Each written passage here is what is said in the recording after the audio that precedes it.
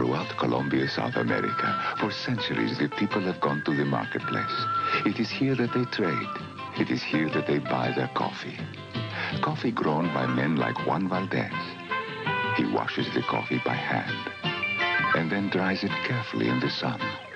The coffee is prepared for market as it has been for centuries, because for Colombians, their coffee is more than just the richest coffee in the world. It is a national heritage.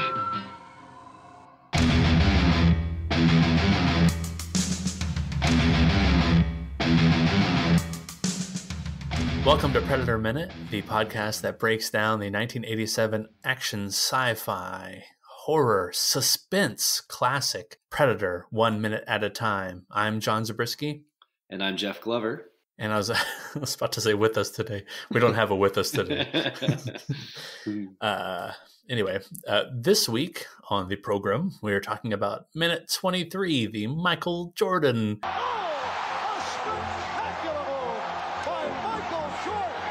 The David Justice. 1-1 pitch. A long drive to right. Ramirez turns to the track. She's gone. Dave Justice, all is forgiven in Atlanta. Bob, it's okay to talk if you can walk the walk. The Al Martin of minutes. LeBron James. James pulls up, puts it in, 4-point lead. 35 for LeBron James. With LeBron James, Draymond Green. Yeah, just about any kid who's ever played basketball who's kind of good after Jordan. Yep.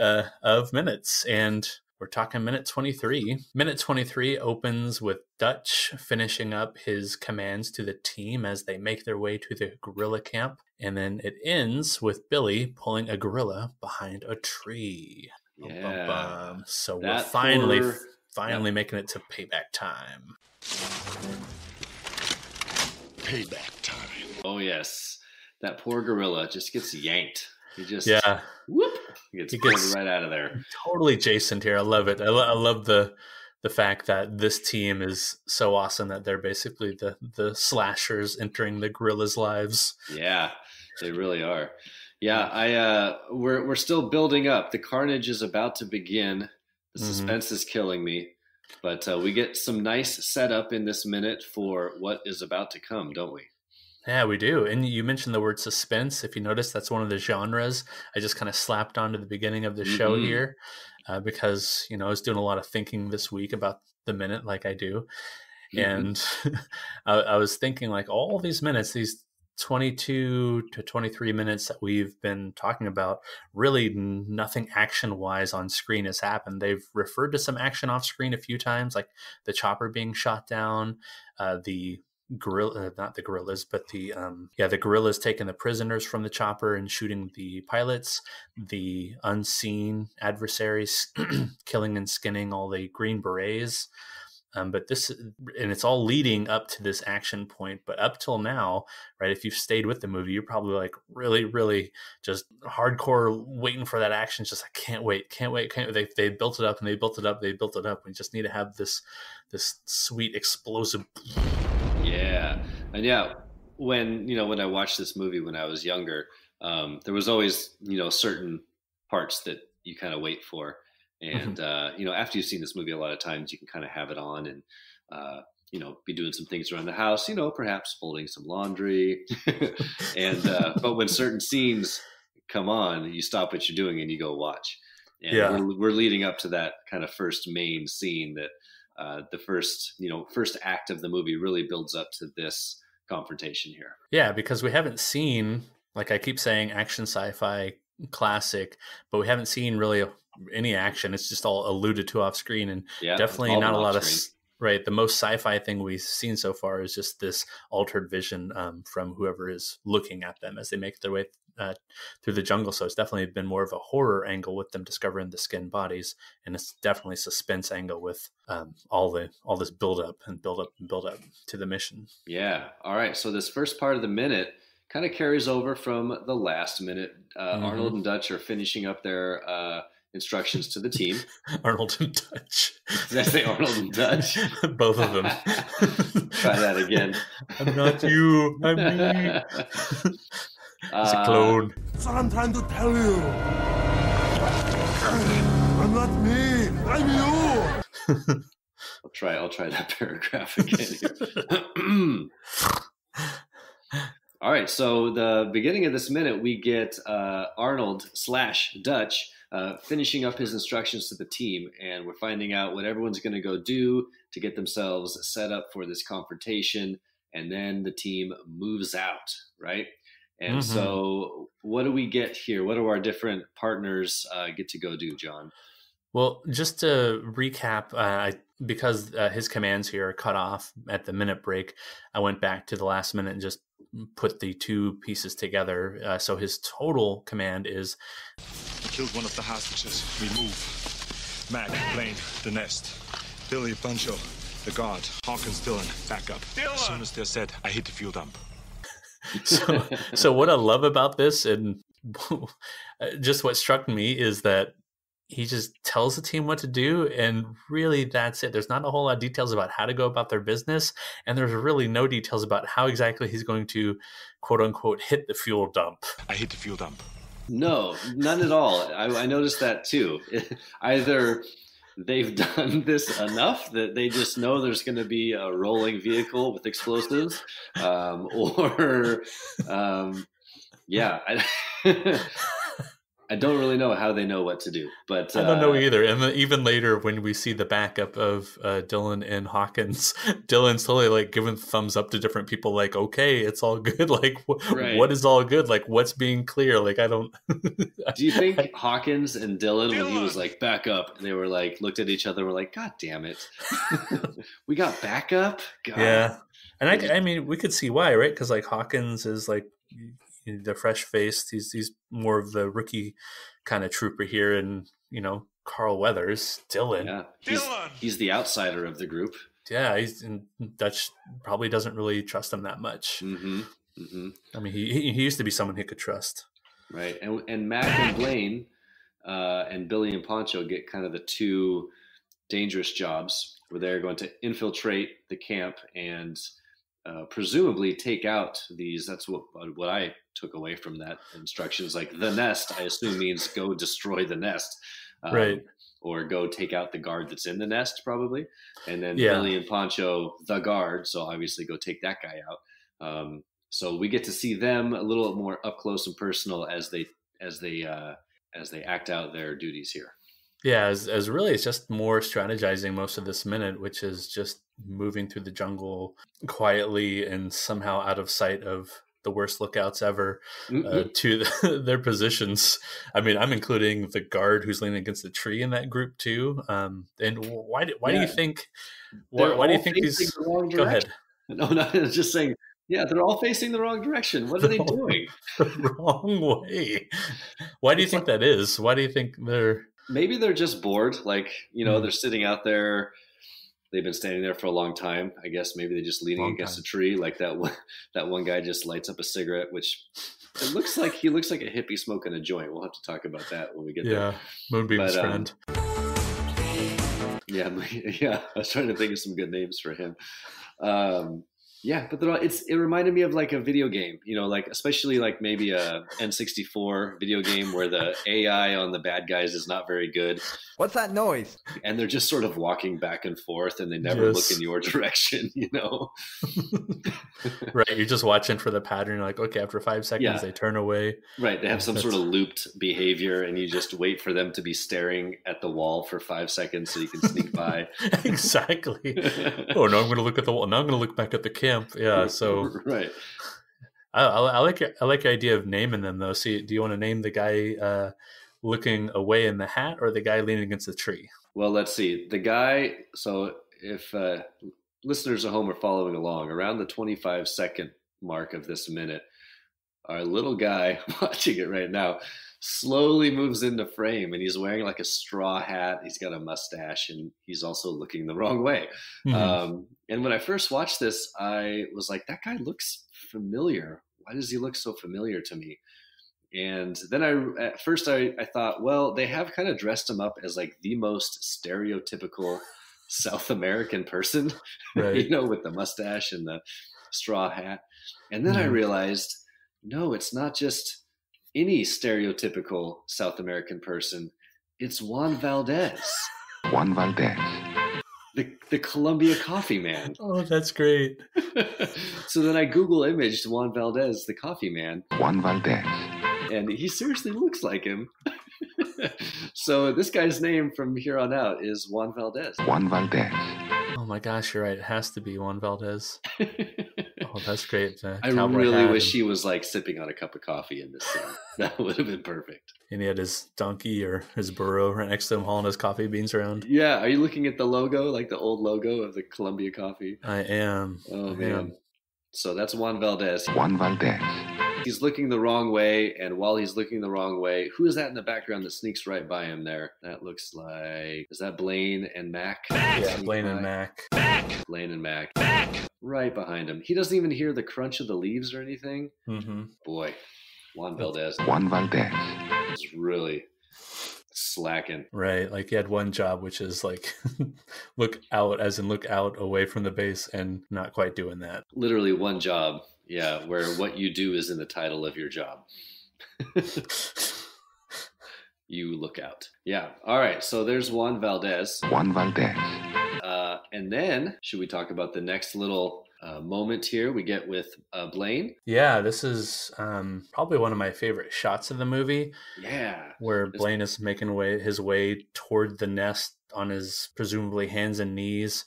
And at one point he reaches forward and just freezes. And as he freezes, John McTiernan pulls one of my favorite shots, which is the rack focus as his hand goes out of focus, and then the foreground comes into focus, and in that foreground is a clear tripwire that we find is hooked up to a C4 loaded M181 Claymore mine. And more about that mine in a moment, but yes, I do want to mention I really love the technique on that rack focus and just that little shot.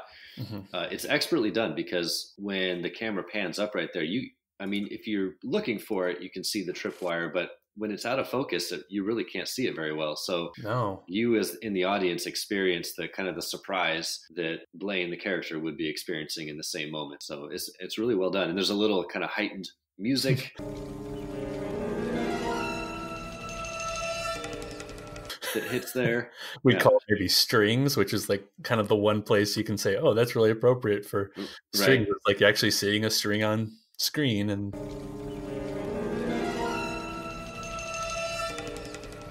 I get it. Strings for the string. Hey-o. What do you think of Jesse's performance here? Oh, he's great. He's got his outstretched hand. You can see his big chunk of chewing tobacco in his lips still, which is a nice touch. Right. And, he does a good job just freezing on it. And we get a nice little, his hand is in focus in the foreground with the wire, and his face is kind of out of focus in the background. Mm-hmm. Yeah, it's pretty great. Yeah, I think he and Mac are both doing a really good job acting in character here, because maybe Jesse is playing Blain as like this big tough guy, but like still maybe at his core is really sensitive, Yeah. And then Mac is just the whole way through. He looks maybe slightly worried, but he's like, nah, like this doesn't really faze me that much, because he has his own. I think Mac has his own little personal demons going on throughout the whole movie, really, until he's pushed too far. Is he ever going to like crack or show some emotion? Yeah, he really is all business in this little sequence of scenes or vignettes here. Mm-hmm. Yeah, Jesse Ventura looks frightened, and Mac just immediately goes to work. He knows what to do now. Let's take care of this thing so we can keep on doing our job. Yeah.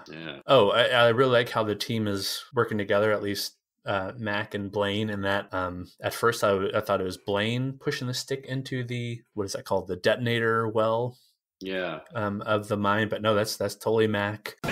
And then he's making eye contact with Blain. Blain does the snip of the wire. I thought that was interesting, but we'll talk a little bit about disarming in a minute. Yeah, because you got lots of stuff to talk about with that mine. But before we do, we should talk about the hippie smoking a joint or having a smoke here in the woods. He looks like another hippie. We've already got Moonbeam. What do you think this guy's name should be here, John? All I can think, because when I watch this minute over and over, he's just lighting up and puffing out some smoke. I'm just going to call him Little Smokey. Little Smokey. Or Little Smokey. Little Smokey. Yeah, my favorite breakfast snack.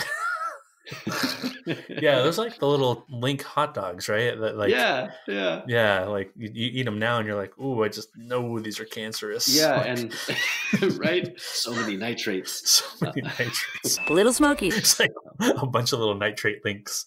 Yeah, and so we'll spell this guy's name the way they do on the package, which is LIL'.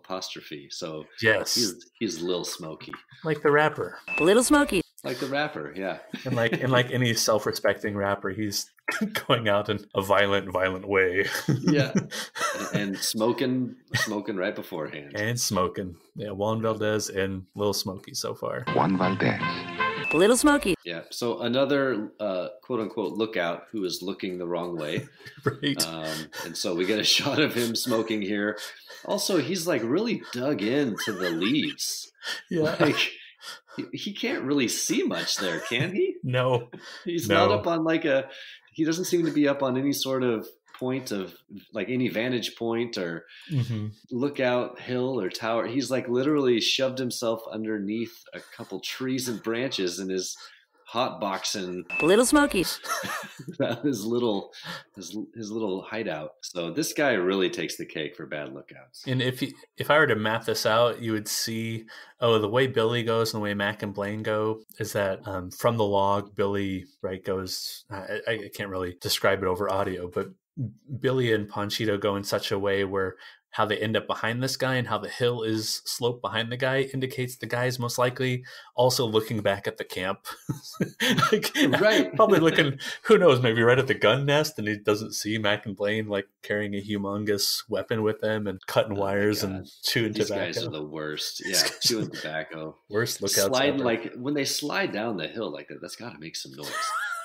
Really?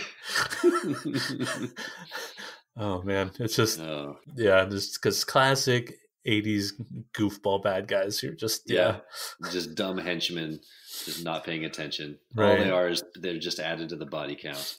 Just bodies. Yeah, and the way Dylan makes them out to be like these uber bad guys or planning something huge later on in the movie just really is undercut by just the inability of lookouts to actually look out for enemies, invasions. All right, so Lil Smokey. Little Smokey. Little Smokey. Yeah, we got Little Smokey. So now we cut back to the cool little scene here where they disarm the mine. So can you explain for our listeners kind of what Mac and Blain are actually doing here to disarm this thing? Yeah, so Mac is pushing down a stick. It looks like just kind of a stick found on the floor of the jungle into the mine's detonator well, which is where the tripwire connects to the mine. And if the tripwire were to, I guess, pull out, kind of makes sense. If the tripwire to pull something out of that detonator well, that would set off the C4 inside and blow this huge chunk basically into the mountainside there. So that stick is holding that end of the tripwire in the detonator so they can clip it. I guess, but then I think, well, what if they just, like if he ultimately just has to clip the tripwire, why does he even have to press that down? Because, at some point you're going to let go of the stick. I don't know. Right. Let's talk about actual Claymore mines here for a second. Okay. I did look up for how to disarm a Claymore mine, and this information comes from operationalmedicine.org. So take that for what it's worth. But it says step 1 is move the safety to the on position. Yep, here's your problem. Someone set this thing to evil. Well, that's a good step. Yeah. So they don't do that here. They're cutting wires and pushing down on it. So I guess in a real life situation, if you found a mine and were able to not detonate it, or you're able to escape the detonation, then you just simply find the little switch. You're like, oh, he just had to turn to evil, right? Like evil Krusty the Clown doll. It's like, oh, he just had the safety off and he just turned on again. And it can't do anything. But then it says, so after you move the safety to the on position, disconnect the M57 firing device from the blasting cap wire, approach the mine from the rear, carefully remove the shipping plug priming adapter in the blasting cap from the detonator well. So the whole detonator well business looks like it would be the last step in disarming the mine. And in fact, let's talk about mines for a minute, if that's all right. Let's do it. It's the Mine Minute. Mine Minute. Predator Mine It? Yeah, Predator Mine It. Predator Mine It.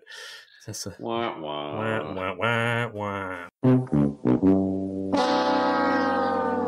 Okay, so this is an M18A1 Claymore mine used by the guerrillas here in the jungle. And if the guerrillas were in fact supplied by Soviets, they would not be using Claymore mines. They'd be using more Soviet-style model mines that are modeled just like the M18A1, but having different names such as MON50 or MON50. MON 100, MON 200, and if you were to look up images of the Soviet mines, they look just like the Claymore mines that the U.S. developed and used, except different shades of green, and that those different shades of green would give it away, as well as the writing in Russian, of course. There's that. There's that. But some mine history. The mine is, as you notice on the back, it says back A-purse mine. The A-purse stands for anti-personnel mine. These were developed in the 1950s, adopted by the U.S. military in 1960, and first used in Vietnam in 1966. So if you're imagining this jungle warfare like we see, it makes sense that we, the audiences, are reconnecting to using this kind of weaponry in the jungle when we probably would have heard about it in popular culture used in the Vietnam War, which this movie keeps kind of reminding us about in the Vietnam War. Now, would this be a common way to actually use the Claymore, is like set up a tripwire like this? Or is that something they did just kind of for the effect of the film? I'm glad you asked. Weapon historian of Predator. But I checked the old IMDb for firearms, and it says, contrary to depictions in media, which usually show it as rigged to a tripwire or proximity detonated, the M18A1 is almost always used in a command detonated mode using the M57 clacker detonator linked to the mine via a cable. It notes that multiple mines can be put together as kind of like this daisy chain using the same detonator.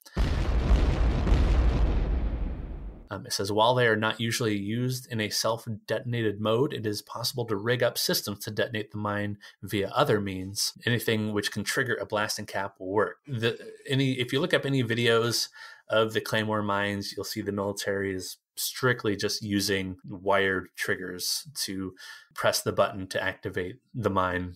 Right, meaning they they hook a wire up to it to like some sort of remote or trigger they're holding, and right, then they are presumably like 50 yards away or something, and then pull the trigger. Yeah, 50 yards behind, and then 50 yards on the rear side of it, because these things have... Oh, it's directional. Yeah, it's very directional. So notice that if you remember what I said before, where it said on the back, it says back A-pers mine. Oh, right. It puts back in big capital letters, so you know you're looking at the back, because the front literally says front toward enemy. It's kind of like not looking down the barrel, right? Keep away from face. Keep it simple. Yeah. Yeah. It's like on the cup at fast food. Coffee is hot. That's right. Don't spill on crotch. Don't sue us. Right. But here's some metrics for all you explosive fans. The mine's payload the is explosive nerds. 700. The mine's payload is 700 1/8 inch steel ball bearings encased in a resin matrix set in front of a convex layer of C4 explosive that is normally triggered by a blasting cap. On detonation, the ball bearings are ejected in a 60-degree arc at around 4,000 feet per second, or Mach 3.6. With the force of the detonation distorting them to the point they resemble 22 caliber bullets. Right, that is wild. A whole bunch of bullets basically spraying out. Just kind of, if you've ever played Contra, you know the spread gun. It's basically like it's the best gun. The Claymore mine gun. Just spread. The mine's effective range is around 55 yards, 50 meters, though fragments can travel up to 270 yards or 250 meters. Because the plastic mine body is completely destroyed by the detonation, the Claymore also has a backblast danger zone of 52 feet. and the remaining 300 degrees not part of the main blast. The hump on top of the mine is an iron sight to allow the user to judge its area of effect, or AOE, if you've ever played video games or know some military lingo. When placing it with the 2 ears on the side, a pair of removable combination shipping plugs and priming adapters, which cover the 2 fuse wells. These can be rotated and can either be used to route a cable through to an inserted blasting cap or removed to insert non-standard detonators. So there you go. These things pack a punch, and judging by where the gun nest is, I would say the gun nest is a little bit too close to the rear, because it explains that it'll blast backwards to up to 50 feet. And they look about, I don't know, what do you think, 20, 25 feet away from the nest from where they are, maybe closer? Yeah. So it might be in the back blast zone. Mm-hmm. Yeah. So that's pretty crazy. So this is a Claymore that's been set up by the enemy. Mm-hmm. Do we, well, I guess we'll find out in future minutes. Do we get to see our boys use some Claymores on these guys? Oh, I'm glad you asked. In the original script, they were actually, Mac and Blain, after they disarmed the mine, they would turn them back to the camp, a la Commando and Arnold.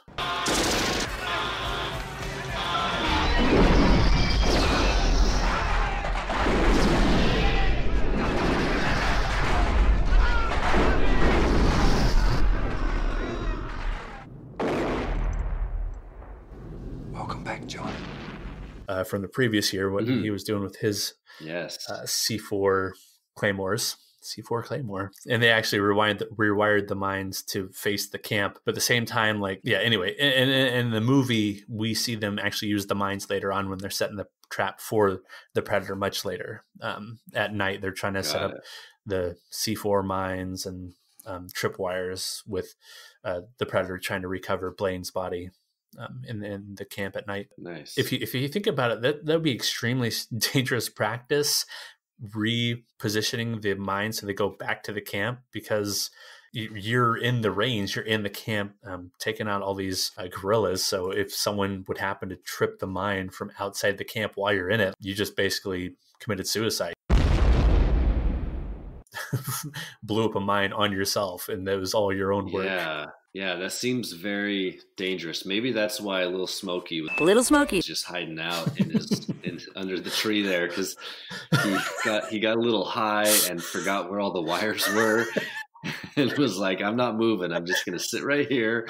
How about this theory that Little Smokey, just like, I'm on my smoke break, I'm going to be as far away from those mofo mines as you can be. I don't want some deer or snake tripping those. And if you think about it, that's another good reason why you wouldn't have tripwires hooked up to these mines. Instead, you'd have... You're right. Like, what if wildlife? Yeah. Or a log rolls down the hill or something like that. Oh, man. I didn't even think of that before, but you're totally right. Yeah. What if a snake comes along, or God knows what else? God knows what's in the jungle. Set off that tripwire. Yeah, could be like a wild boar or something, we don't know. Right, yeah. Mac will tell us about that later. Okay, and then you mentioned in some of your notes here that obviously this is not a real mine. Mm-hmm. This was was it just a fake mine, or was it a mine that had been kind of diffused so that it looks real? They actually make a separate model of mines, of Claymore mines, just for training purposes. So no explosives, nothing to make it dangerous. And that model is not the M18A1, which would be stenciled on the side or imprinted on the side. And you see it says back A purse mine, you see a huge blank spot right before. So this is like the trainer. Yeah, this is a training mine. And the reason you don't see, right, when you're looking at the back, it says back, and then under back it says A purse mine, but to the left of A purse, it looks like, wow, why is there a big gap there? Well, that's because they would have had the training name, the M33, imprinted there on the back. In a real mine, right, it would say M18A1 on the back. It would be imprinted, but instead that was the whole thing's just scrubbed off, and according to IMDb Firearms, the firearms database for movies, most movies will just pull this quote unquote trick of, oh, we're just going to scrape off where it says M33 so people don't think we're using a training mine. But if you scraped it off, like, something's up. Like either you'd say the name or you would say, right, training mine, and that would give it away. Yeah. All right. So it must be, yeah. And IMDb Firearms also mentioned a few other places where the mine is shown in movies, the Claymore mine, and it's surprisingly little for the movies, but then in the video games, really any kind of first-person military or spy-based shooters utilize the Claymore mines, and they use them in the very movie style where they're going off due to proximity or tripwires. And we're seeing from the internet, thanks internet, that these would most likely be, trigger based. Yeah. So what are some of our other films that we can find a Claymore mine? There's Uncommon Valor. I've never seen that one. Have you seen that one? Never seen it. Okay. Nope. There's a little known movie called Commando. Welcome back, John. I heard that stars Alyssa Milano. That's right.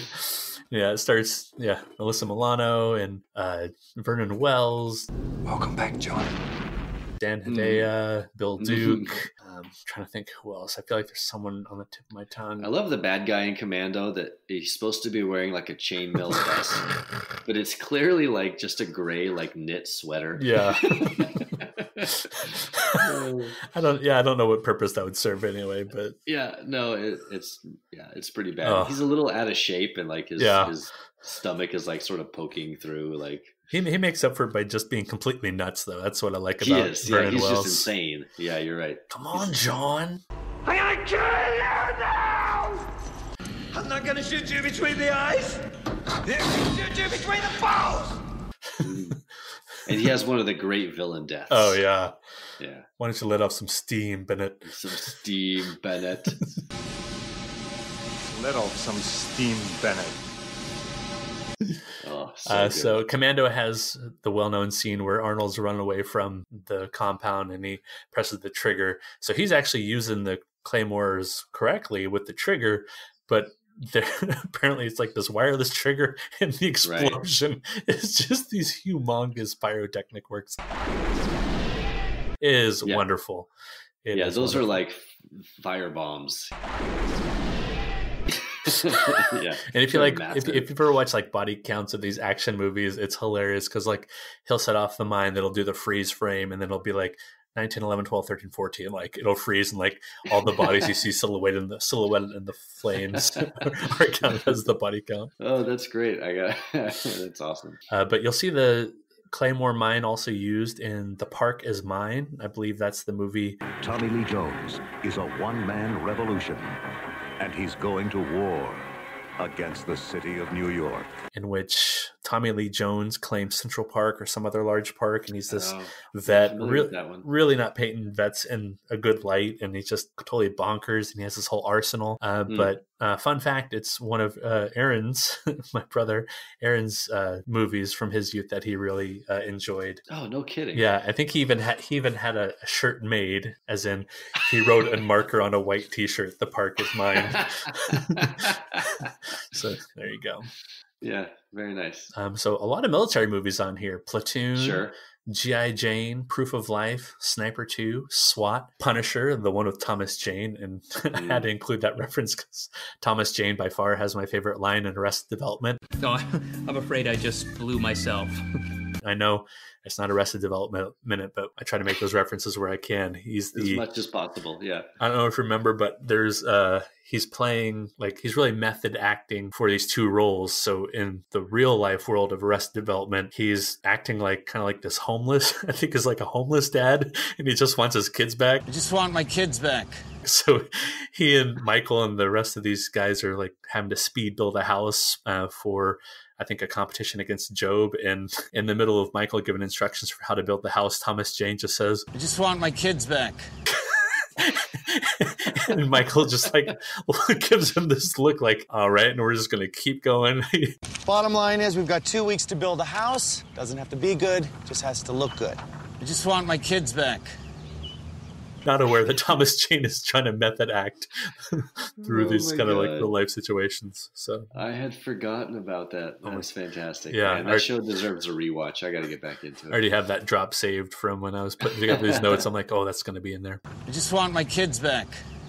Let's see. To finish up, we have Jarhead, Rambo 4, Predators, Red Dawn, the reboot, No Tears for the Dead, which is a Korean action movie, and Bright. Rambo 4. Interesting that not Rambo 1, 2, and 3 are included. Yeah, totally. I mean, because he's a Vietnam vet, right? Coming back from the war and First Blood, right? Yeah. I understand First Blood, because First Blood isn't really a war movie. Like, right. He's on domestic soil being chased by some crooked asshole cops. Yeah. But in the sequels, right, he's like shipped off to Vietnam and it's like completely over top. So I'm surprised we didn't get any Claymore mines in Rambo 2 or 3. That's a really good point. Why isn't he bringing this well-known weapon into the combat? Were there? How about you, Jeff? Were you ever like a big first-person shooter kind of gamer with the setting up the mines and stuff like that? Yeah, I in my old age now, married with kids, I just don't have time to play a lot of video games anymore. Same.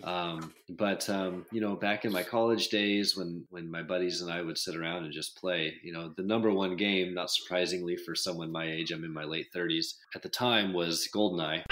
Yeah, 64. That's exactly what I'm thinking about too. Yeah, and we would play, the classic. What was the mode? Like the battle mode or whatever it was one-on-one, where you could choose the location and choose your weapons. Right. And it was always fun we played the temple with the remote mines all the time. Oh, so fun. All the time. Or proximity mines too. We'd kind of go back and forth between remote mines and proximity mines. Both were fun in their own way. But we would play that for hours. Love that game. Were you a GoldenEye fan back in the day? Yes. Playing with my two brothers. Yeah, we would play the multiplayer mode all the time, and yeah, I was always a huge fan of just setting up the mines, because I was never good at like the kind of face-to-face combat and like strategizing that way and hitting moving targets, but I could lay down all those landmines with the best of them. Yeah, the proximity ones, the remote ones, and there's also the timed ones. Those are like I think green and like not as used because you're like it takes a lot of strategizing.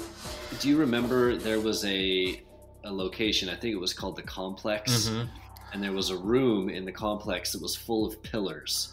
It was like there was like a ton of pillars. Yeah, it was really Matrix-like, right? Yeah, it was kind of gray colored and gray and silver, and so you could go in and out of that room. There was like one door in one side of that room and only one way out the other side, and you had to navigate through all these pillars. So I would always go in there and slap a whole bunch of proximity mines on the back side of those pillars, because you could not see them coming. If you came from the wrong direction, you would not see that they were there. And my friends got used to me doing this, so anytime they'd go in that room, they'd throw a bunch of mines themselves. Yeah, you have to lay out some other explosives just to set off the mines that were set. And my buddy, like, they'd take one step in the room and they'd throw one mine, and it would set off like the 20 that I had placed in there.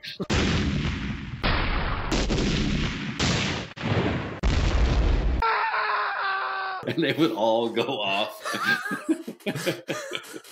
Good times. The complex is mine.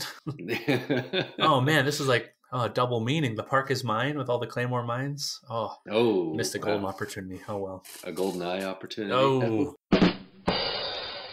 good Lord, that's great. I just want to really quickly, just our last little mine cutaway, the field manual from Jungle Operations. Oh, I'm so sorry. Oh, it's all right. From the Army, 1982. It has a whole section about attacking fortified positions. This is 5-15. If you're following along at home, explosion/jungle nerds. It says, as mentioned earlier, jungle enemies have often used strongly fortified defensive positions to protect themselves from the effects of U.S. firepower. If it is necessary to attack such a position, troops will probably encounter bunkers, check, barbed wire, haven't seen in this movie, mines, check, and booby traps. check. So I would put mines and booby traps there and one of the same. And it says the enemy will often have to be burned or blasted out of such positions. Wow. These operations will require attacks on a narrow front, great amounts of firepower,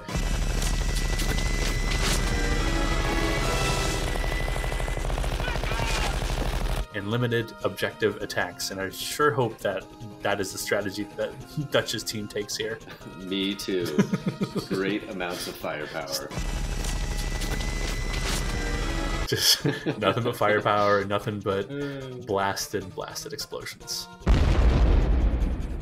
All right, so we get I'm sorry, are you all done with the field manual? I am all done with the field manual. Pack it up. So we get Mac and Blain disengage the Claymore mine here, and Mac is still all business.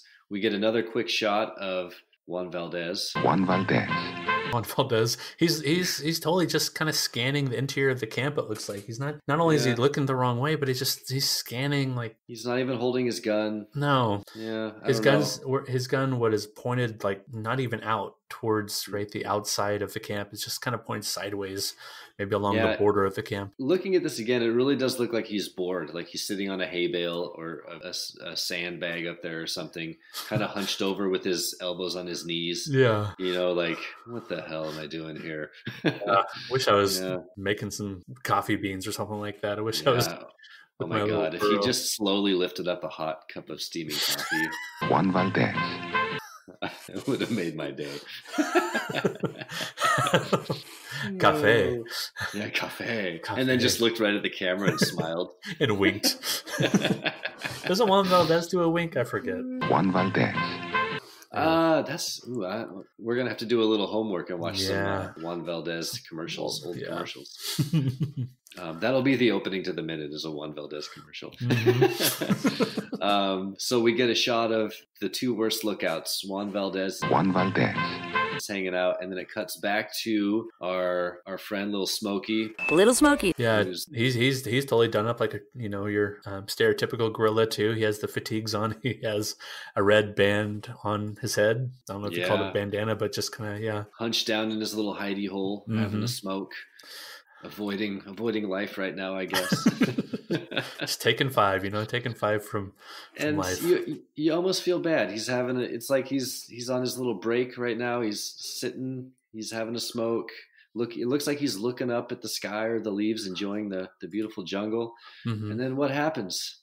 What happens to Little Smokey? All of a sudden, this I don't know, presence comes out from behind him, covers his mouth, and just pulls him backward, as if he's pulled by a rope or some godlike unseen force. Yeah, it's really fast too. He just gets yanked off his little spot there, and down he goes. Oh, yeah, and the camera motion is I don't know. I think it really helps sell it here because the camera doesn't linger on this moment, and you're not just left with empty jungle. No, as soon as he's pulled back, and even I think he's even still being pulled back, Little Smokey is, the camera is panning really quickly to the right away from it, which I think really paints this guy as just like, oh, this business is done, time to move on to the next objective. Yeah, and kind of gives you a sense that like, okay, you're right, like they have a job they're doing right now, everyone's playing their part. Okay, this thing is done. Now the camera's going to zoom. Okay, what's the next thing they got to do? Yeah. Giving us the feeling that all these things are happening very quickly in succession, some of them maybe even overlapping in time. And so we're given the sense that this team is very quick, efficient, that they've reached this kind of destination. They know what they have to do, and they're going to execute quickly, efficiently, perfectly, which they do. Right. And again, not really being told exactly what to do. And it's not like you'd have some pre-plan going into this, because you've never seen this camp. So every camp's going to be different. Yeah. It's just, so impressively minimalist. Is this movie and the team and John McTiernan. It's just cleanly sliding towards this, I don't know, explosive climax here in the first 23 minutes of the movie. Yeah We will get to it soon. All right, well, that brings us to the end of the minute. Just a couple last tidbits here. Jesse Ventura, if you remember his training, he was part of the Navy SEALs underwater demolition team, the UDT. In real life, he never saw any real combat. But in his operations, he likely learned how to sweep for explosives and maybe sometimes disarm explosives. So it's interesting, right? You're actually seeing a little bit of connection to his real life training, his real life military background when he's helping disarm the mine. That's why he seems so comfortable. Which is funny because in the movie, he just seems freaked out to no end. He looks as scared as Poncho here, just like, oh, he really does. Yeah, he really does. Oh my God. The last thing I would say about the minute before I wrap up is that I think, as hard as it was to film this movie on the really rugged, steep hills, I think it makes for a lot of great moments for John McTiernan. It's really given him the ability to look up and down in action and at his actors. It gives the scenes all sorts of dynamics because you have something going on in the foreground. It's really easy to put something in the background that's higher up or that's lower down because you don't have to worry about everything being on the same plane. And in the previous minutes, we've talked many times about, oh, here comes the rest of the team down the jungle. It doesn't necessarily distract having this stuff going on in the background, but it lets me know, oh, like this is a very active team and this is a very active world they're living in. There's stuff going on in the foreground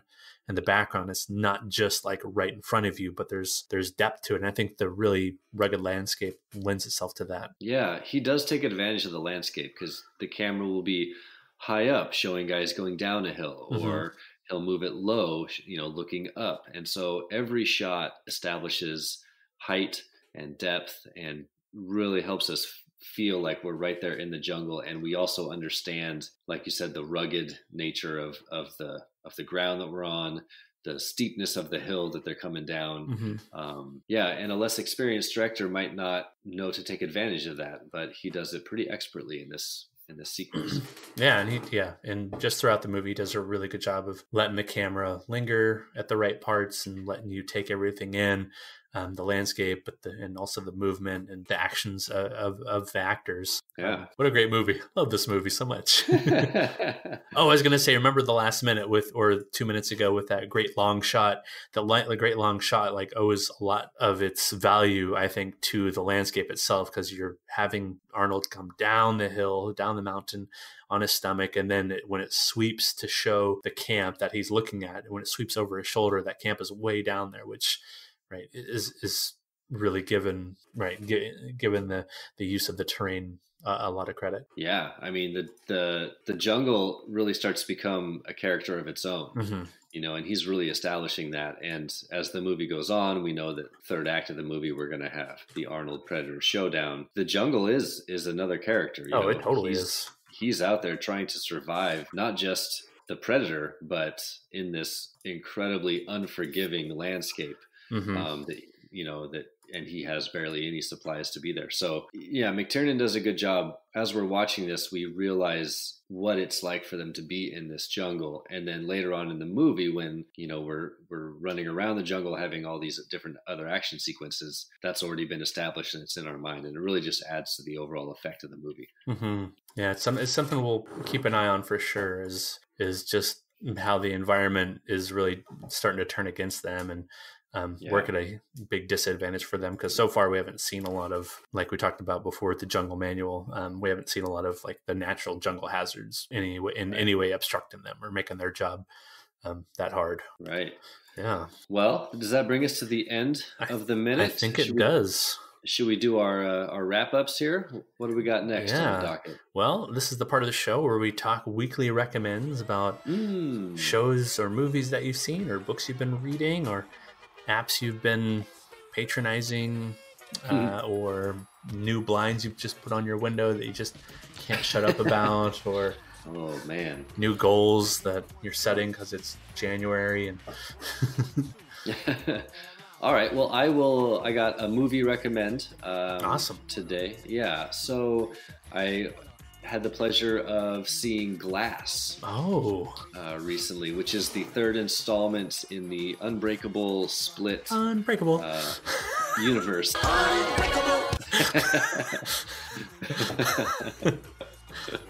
Of course, directed by M. Night Shyamalan. Yep. However you say his last name. Right, something like that. And these movies are interesting to me. I've always kind of held them a little bit at arm's length. I've always enjoyed them. I'm not a super fan of them by any means. I like Unbreakable. I really liked Split. Split's probably still my favorite of the three. Probably because it still acts more sort of like a standalone horror movie. Yeah, you love that horror. Which is kind of my jam. But I do. But Glass is pretty interesting in the way that it brings the three characters together. I don't want to spoil anything because it's brand new and I know many people are probably still waiting to go see it. But there's, I could sit down and point some things out that I didn't necessarily like as much about it. Some things I did like about it. But I can't say that it wasn't interesting. So if you are at all a fan of the first two films in that little universe, it's definitely worth seeing because we get to see all the characters interact, which is kind of fun, and they kind of unlock some new things about the world that had not been known before, which are kind of fun. Awesome. Yeah, so Glass, check it out in theaters near you. They called me Mr. Glass. Awesome. Well, good to hear that you liked it. I've heard a lot of polarizing things about people liking it or not liking it, and yeah, and I can understand that. Like I said, I could write a list of criticisms. I could also write a list of things I liked. But if you don't like those movies, you probably should avoid it. If you liked the first two, you should definitely see it. So it's more about liking those first two versus just like enjoying superhero movies, because it definitely has that kind of superhero movie vibe. Yeah, but it's very different. It's very meta about superhero movies. It's interesting. Awesome. Yeah. Awesome. Yeah. All right. What do you got for us this week, John? What's on your recommends list? My recommends list is an app that you recommended to me a couple weeks ago, the Plex app, Plex. Yes. It's an app. Love Plex. Love Plex. I'd heard all about it, except I didn't really know what it was until you explained to me in kind of a drunken manner the other day. So I was like, I was also a little bit drunk, so it totally made sense to me. It was like two people learn like, oh, okay, like this is the common language we have. Great. That's right. That was after we saw RoboCop. Yeah. So we were a little drunk. Yeah. It was a fulfilling night in many ways. Yeah. If you don't know what Plex is an app that you can download to any kind of streaming device, whether it be a phone or another computer or a laptop or a Roku or a Fire TV, Fire Stick, whatever you want to call that, or a smart TV in general. It's just as easily as you would download a Netflix or a Prime Video app, you could download this Plex app. And what Plex does is it sets up your home computer, whatever computer you have your media on, and it sets up that computer as a server, a media server, so that you can easily access on your streaming device whatever media you have on the home computer. So for example, I have a 42-inch TV in the office, and I really want to watch my movies on the bigger screen, not the smaller screen that we have. And so what I did is I hooked up the Fire TV on that TV to have Plex, and then all my movies on my computer I could put on the Plex or on the big TV and watch those. And that's been really enjoyable to be able to have that going on the big screen and seeing all my favorite movies. Aren't you impressed at how cleanly it streams too? Like, I rarely have buffering issues. No, I've watched the first. Let's see, I'm just watching the Star Wars movies as I'm on paternity leave here. I'm watching them all in episode order. So I watched the first three movies, the prequels, and no stuttering issues at all. And I have the subtitles on too. So, and it's just working really well. So thanks for the recommend, and I'm putting the recommend out there. I'm glad that you were able to set it up and get it working just fine. It's really easy, even if you're not a technical person. It really walks you through that stuff. So any movies, music, pictures you have on your computer, you can just point Plex to it. And I really like how it downloads the metadata for every item and gives it a really awesome. nice I love display that. Like, too. oh wow, like this file didn't have all that information, but like now when I see it on Plex, it like gives a summary, gives the box art. Mm-hmm. Yeah, it's really cool. Really stuff. Cool, man. I'm glad you were able to get it working. Man. That's awesome. And I think we've reached the show where we find out where we can find Carl Hungus. My name is Carl, ich bin expert. AKA Jeff Glover. Oh, yes. Come follow me on Twitter, capital K Carl, _ capital H Hungus. Don't forget the 314. Yeah, Carl Hungus Pie. Carl Hungus Pie. Yep, come follow me there for me complaining about our dumb Super Bowl that we're going to have to watch here in a couple weeks. I mean, the rematch from 18 years ago? I don't even know. Is it 19 years ago? I don't know, man. I hate both of these teams so much. I don't even know who to root for. Yeah, for the record, you're a diehard Seahawks fan. So yeah, I'm from Seattle, so I hate the Rams. And everyone hates the Patriots. Everyone hates the Patriots. And also, even if I didn't hate the Patriots, we lost to the Patriots in the Super Bowl. And, we have a little history with the Patriots. And, yeah, so sorry, any Boston listeners. No, I'm sure you're nice people. No hard feelings. I just can't root for you in the Super Bowl. I'm sorry. I mean, we could see greatness, right? We could see, Brady reaching a Jordan-like status. Hey, this is episode 23. He could earn his 6th ring. Whoop-de-doo. Whoop-de-doo. I think I saw a stat that Tom Brady now has more appearances in the Super Bowl than any other team. It's like being like, we could watch Bill Gates win the lottery. Where can we find you, John? Well, you can find Predator Minute on Twitter and on Facebook. You can also find the RSS feed on SoundCloud, but we're also on iTunes and Stitcher and other podcatching apps. If you have a question about mines, I don't know. If you have a question about Plex, yes, if you have a Plex question or a mine question, email the show at predatorminute@gmail.com. I check it regularly, probably every other day or so, and really having to tamp down all the responses every time a new episode comes out. Like, stop. I'll stop giving out the email address. Okay, guys. Okay. Calm it down with the emails. Calm it down with the emails. God, you guys are crazy.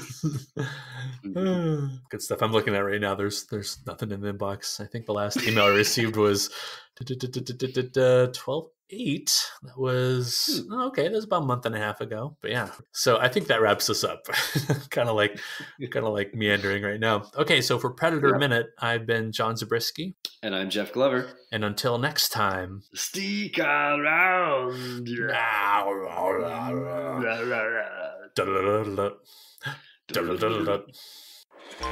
Having a little party tonight. I plan to serve Hillshire Farm little smokies. Delectable little morsels. Great for parties, great anytime. A little barbecue sauce, and it's snack time. Perfect. They're gonna love these. I better get busy. We're gonna go through a lot of toothpicks. Little Smokies, the perfect little snack from Hillshire Farm. And look, the perfect little snack in a perfect little package. Little Link Snackers from Hillshire Farm.